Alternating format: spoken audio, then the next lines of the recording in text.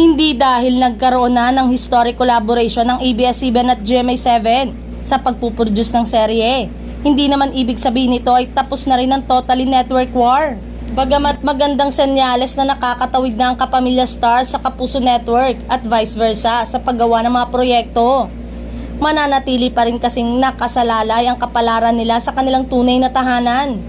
Masasabing may bentahe ang kompetisyon dahil hamon ito sa TV producer para pagandahin pa ang kalidad ng mga show. Ito rin ang dahilan kung bakit patuloy na naglalabas ang resulta ng ratings ang marketing data, research at analytics firm tulad ng Kantar Media at AGB Nielsen na mga nagbabanggang TV shows.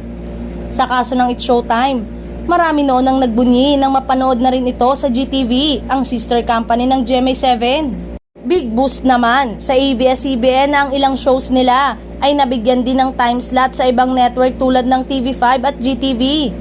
Sa aspeto ng mga artista, kung may advantage ito ay meron din naman itong disadvantage. Ang ehemplo nito ay si Kim Chu na bagamat Gina G na ipromote ang kanyang seryeng Linlang sa kanyang noontime show ay hindi nagawa. Kumbaga ay ipit pa rin siya sa maituturing na selective network war. Bakit kamo? Napapanood din kasi sa GTV ang It's Showtime and it would definitely not sit well sa executive ng GMA7 na ipromote ng Chinita Princess, ang kakompetensyang show ng kanilang Love Die Repeat.